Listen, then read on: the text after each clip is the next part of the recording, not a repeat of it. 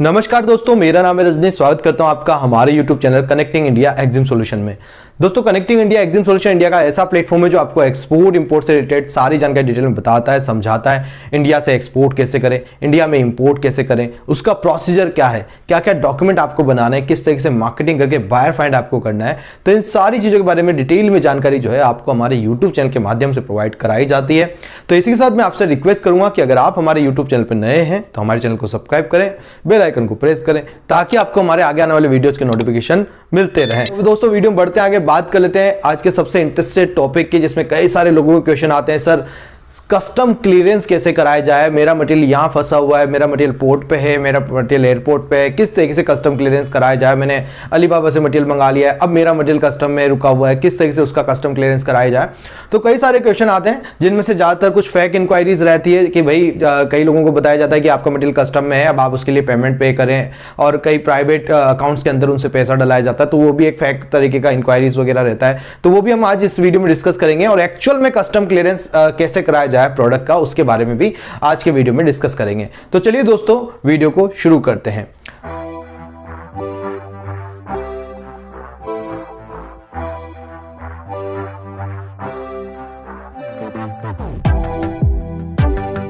दोस्तों, custom clearance को आगे समझने से पहले कि कस्टम क्लियरेंस का प्रोसेस क्या है, पहले यह समझना जरूरी है कि कस्टम क्लियरेंस होता क्या है।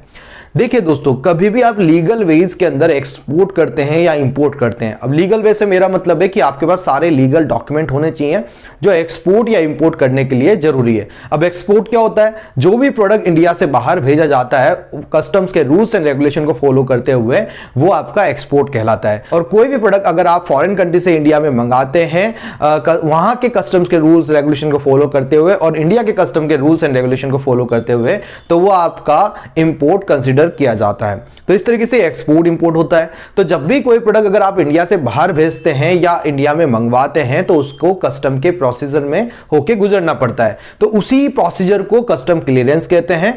कस्टम वाले उसको चेक करते हैं कि भाई मटेरियल के अंदर जो आपने डिक्लेरेशन किया है, इनवॉइस जो आपने बनाई है, चाहे एक्सपोर्ट किया चाहे इंपोर्ट किया, तो उसमें जो इनवॉइस है उसके अकॉर्डिंगली उस पैकेजिंग के अंदर वो प्रोडक्ट है कि नहीं है। तो उसका पूरा कस्टम में चेक किया जाता है, फिर उसका क्लियरेंस कराया जाता है कि हाँ, ये लीगल प्रोडक्ट है और ये इंडिया में लाया जा सकता है या ये इंडिया से एक्सपोर्ट किया जा सकता है। तो ये सारी चीजें जो है कस्टम क्लियरेंस के अंदर चेक करी जाती है। फिर उसके बिहाफ पे एक शिपिंग बिल, एक्सपोर्ट करते हैं तो शिपिंग बिल, इंपोर्ट करते हैं तो बिल ऑफ एंट्री फाइल की जाती है। अब ये सारा काम कौन करवाता है पोर्ट के ऊपर, या सी पोर्ट या एयरपोर्ट हो गया, उसके लिए हमें हायर करना पड़ता है कस्टम हाउस एजेंट, जो हमारे लिए ये सारी फैसिलिटीज पोर्ट पे अरेंज करवाता है। भाई हमारा जब भी एक्सपोर्ट होगा तो हम बार बार तो जाएंगे नहीं कि हमें एक्सपोर्ट कर रहे हैं तो बार बार जाके कस्टम कराना पड़े, कस्टम क्लियरेंस कराना पड़े। कई सारी जानकारी हमें होती भी नहीं है। पोर्ट पे कहाँ वेयर हाउस में मटेरियल उतारना है, कैसे काम करना है, ये हमें पता नहीं होता है। तो कस्टम क्लियरेंस के लिए सिंपली आपको एक सीएचए अपॉइंट करना होता है, कस्टम हाउस एजेंट जिसको बोलते हैं। वो आपका कस्टम क्लियरेंस का प्रोसीजर जो है पोर्ट पे आपको करवा के देता है। तो अब प्रोसीजर कैसे काम करता है? देखिए, सबसे पहले जब आप एक्सपोर्ट करते हैं तो आप इनवॉइस जनरेट करते हैं, मटेरियल को डिस्पैच करते हैं। जो इनवॉइस आप रहते हैं वो इनवॉइस आप जो है अपने सीएचए को मेल कर दें, जितना जल्दी हो सके उतना जल्दी। जब आप सीएचए को इनवॉइस मेल कर देंगे, जो भी मटेरियल आपका निकला वो पूरा डिस्क्रिप्शन उस इनवॉइस में होना चाहिए। सीएचए उस इनवॉइस के बिहाफ पे कस्टम के अंदर एक डिक्लेरेशन फाइल करेगा, जो कि शिपिंग बिल होता है। कस्टम का एक डॉक्यूमेंट है, या ऐसा बोला जाए कि कस्टम परमिशन डॉक्यूमेंट है तो गलत नहीं होगा। तो कस्टम परमिशन डॉक्यूमेंट जो होता है शिपिंग बिल होता है, जो आपका एक ईडीआई सिस्टम होता है कस्टम का, उसके अंदर फाइल किया जाता है। ये सीएचए आपका जनरली फाइल करते हैं। फिर जब आपका शिपिंग बिल फाइल हो जाता है, फिर आपके मटेरियल को अंदर लिया जाता है। मतलब जब तक आपका शिपिंग बिल फाइल नहीं हुआ तब तक मटेरियल पोर्ट के बाहर ही रहेगा या सीएफएस के बाहर रहेगा, कंटेनर फ्रेट स्टेशन, जो कि एक टेम्पररी वेयर हाउस होते हैं, जहां पे आपका सीएचए जो है आपके लिए कस्टम क्लियरेंस करा के देता है। तो आपका मटेरियल सीएफएस के अंदर पहुंचता है जब आपका शिपिंग बिल फाइल हो जाता है, और शिपिंग बिल फाइल होने के बाद जैसे मटेरियल आपका सीएफएस में पहुंचता है, वहां पे उसका कस्टम क्लियरेंस कराया जाता है, उसकी चेकिंग कराई जाती है और सारे डॉक्यूमेंटेशंस प्रिपेयर किए जाते हैं जो भी जरूरी है उस मटेरियल को एक्सपोर्ट करने के लिए। तो फिर सीएचए ये सारे डॉक्यूमेंट आपके बनाता है और उसके लिए कुछ चार्जेस आपसे चार्ज कर लेता है। तो बहुत नॉमिनल से चार्जेस होते हैं, बट सीएफएस वगैरह जो एरिया जहां पे आपका मटेरियल रखा गया है सीएफएस में, उसके थोड़े ज्यादा चार्जेस होते हैं। तो ये सारे चार्जेस आपको अपने सीएचए से लेने होते हैं और इस तरीके से आपका वो कस्टम क्लियरेंस वहां पे पोर्ट पे करा देता है।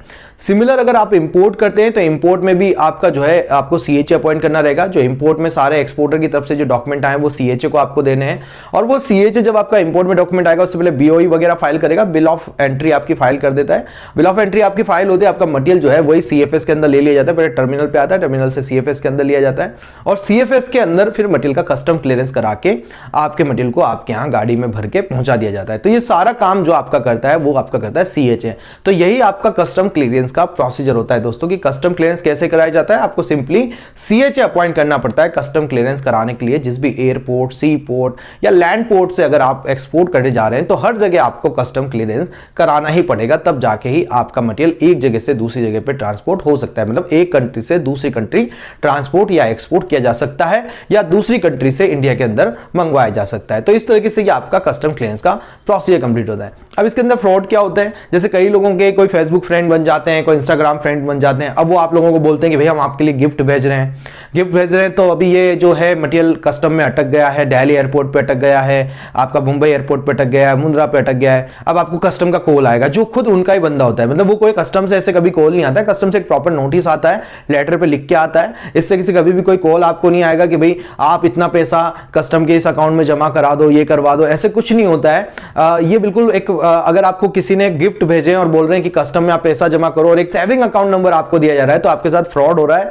आप कोई पैसा किसी भी अकाउंट में वहां पे जमा ना करें। और इस तरीके की इंक्वायरी के लिए मेरे पास कई सारे कॉल आते हैं। आशा करता हूं आप उसके लिए मुझे कॉल नहीं करेंगे। इस वीडियो को देख के आप समझ जाएंगे कि भाई अगर आपके साथ भी ऐसा कुछ हुआ है, आपका फ्रेंड आपको कुछ भी भेज रहा है, आपको पूरा चाहे ट्रैकिंग डिटेल देती है, ट्रैकिंग डिटेल भी उनकी खुद की वेबसाइट पे दी जाती है। अगर डीएचएल हो, फेडेक्स हो, अगर कोई प्रोफेशनल या आरएमएक्स ऐसी कोई कुरियर कंपनीज है, बड़ी कुरियर कंपनीज है, उनके ऊपर अगर कोई ट्रैकिंग आ रहा है तो उसको थोड़ा जेन्युइन समझा जाता है। खुद अलग से एक ट्रैकिंग डिटेल्स आपके लिए बना देते हैं और फिर आप उसको ट्रैक करते हैं। आपको बताया जाता है कस्टम में मटेरियल अटक गया है, फिर आपको कॉल भी आ जाता है, बोला जाता है इस सेविंग अकाउंट में पेमेंट कर दो। तो ऐसा कभी भी नहीं होता है। कस्टम का जो प्रोसीजर है सीएचए के थ्रू ही जनरली करवाया जाता है, और आप चाहे किसी से भी मटेरियल मंगाए तो सीएचए आपको उसमें करा के देगा। या फिर आप अगर किसी से भी इंपोर्ट कर रहे हैं, भाई कुरियर आप कर रहे हैं, तो कुरियर के थ्रू जब भी आए तो आप डीएचएल, फेडेक्स, एरामेक ऐसे ही प्रोफेशनल जो कुरियर हैं उनका ही यूज करें। फिर उनकी साइट पे जाके आप चेकआउट करें, वो खुद आपको कस्टम क्लियरेंस करा के देंगे। जब भी आप कोई मटेरियल बाहर से मंगा रहे हैं तो आप उसको डीडीपी मोड पे मंगवाएं, डिलीवर ड्यूटी पेड, जिसके अंदर आपका सप्लायर सारे खर्चे पे करेगा, जिसमें कस्टम वगैरह सब कुछ आ जाता है, फिर आपके घर तक डिलीवरी हो जाए। तो इस तरीके से आपको डिलीवरी करवानी, कभी भी आपको ऐसे नहीं बोला जाएगा कि भाई मटेरियल फंस गया है अब आप उसके लिए पे करो। अगर ऐसा कुछ है तो पहले आप उसकी जानकारी ले लें, समझ लें कि कहीं पे कोई आपके साथ फ्रॉड तो नहीं हो रहा है। कई सारी जगह ऐसा होता है जनरली, जैसे डीएचएल, फेडेक्स से आता है तो वहां पे बोला जाता है कि भाई अब आपका मटेरियल यहाँ पे, तो डीएचएल वाले ही आपसे कांटेक्ट करेंगे। तो एक प्रोफेशनल अगर कोई कुरियर कंपनी है, अगर एक लीगल कुरियर कंपनीज है जो आपसे कांटेक्ट कर रही है, तो उनके थ्रू आप थोड़ा सा काम करें, उनके ऑफिस चले जाएं, विजिट कर लें, बात कर लें कि वाकई में मेरा मटेरियल आया है कि नहीं आया, कहां पे फंसा हुआ है, उसके लिए क्या पे करना है, क्या क्या डॉक्यूमेंट मुझे भेजने हैं, तो ये सब चीजें कर लें। बात आ जाती है अलीबाबा से इंपोर्ट करने की। जब भी आप अलीबाबा से इंपोर्ट करते हैं मैक्सिमम टाइम पे आपका मटेरियल कस्टम में होल्ड हो जाता है। हमने देखा है कि हमें कई बार कॉल आते हैं कि अलीबाबा से हम इंपोर्ट कर रहे हैं, यहां पे हमें होल्ड हो गया है, मटेरियल हमारा रुक गया है। तो उस कंडीशंस में भी आप जब भी किसी कुरियर कंपनी से आप मटेरियल मंगाए या किसी भी सेलर से आप मटेरियल मंगाए, तो कोशिश यही आपको करनी है कि आपको जो है अपने डीडी पे डिलीवरी करनी है, मतलब आपको घर तक डिलीवरी करानी है। अगर वैसा नहीं है तो आप यहां पे डीएचएल या फेडेक्स से कांटेक्ट करें और उनको बोलें कि डायरेक्टली सप्लायर का जो फैक्ट्री एड्रेस है वो उनको दें, वहां से पिकअप करा के आपके घर तक डिलीवर करना है। और उसमें क्या चार्जेस, क्या डॉक्यूमेंट आपको बनाने पड़ेंगे, इन सब चीजों के बारे में जानकारी जो है आप उस कुरियर कंपनी से ले लें।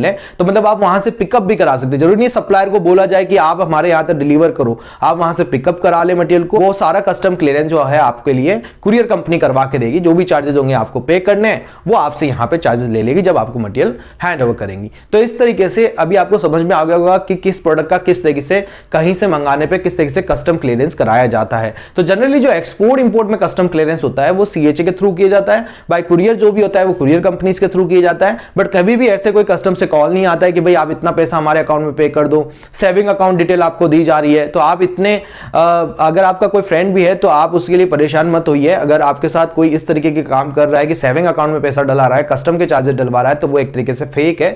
तो इस बारे में थोड़ा सा ध्यान रखें। आशा करता हूं दोस्तों वीडियो में दी गई जानकारी आपको पसंद आई होगी। अगर आप सीखना चाहते हैं कंप्लीटली एक्सपोर्ट एंड इंपोर्ट तो ज्वाइन कर सकते हैं हमारा 7 डेज का ऑनलाइन ट्रेनिंग सेशन, जिसके अंदर मैं आपको प्रैक्टिकली सिखाता हूं कि इंडिया से कैसे एक्सपोर्ट करें, इंडिया में कैसे इंपोर्ट करें, उसका प्रोसीजर क्या है, क्या क्या डॉक्यूमेंट आपको बनाने हैं, कैसे मार्केटिंग करनी है, बायर फाइंड कैसे करना है, लाइव बायर फाइंडिंग करके आपको सिखाया और बताया जाता है, लाइव डॉक्यूमेंटेशन करके आपको बताया जाता है। तो मैं आपको पूरा प्रैक्टिकली सारी चीजें सिखाता हूं कि किस तरीके से आप एक्सपोर्ट इंपोर्ट कर सकते हैं। आप हमारा 7 डेज का ऑनलाइन ट्रेनिंग सेशन ज्वाइन कर सकते हैं, या फिर आप 3 डेज का offline training session Kota Rajasthan में भी आके हमारे ऑफिस में कर सकते हैं। ट्रेनिंग के बारे में ज्यादा जानकारी के लिए आप हमें स्क्रीन पे के नंबर पे कांटेक्ट कर सकते हैं। आप हमें फॉलो कर सकते हैं सोशल मीडिया पे, जिसके लिंक आपको डिस्क्रिप्शन में मिल जाएंगे, जिसमें हम latest export import related updated knowledge जो है डेली बेसिस पे शेयर करते रहते हैं।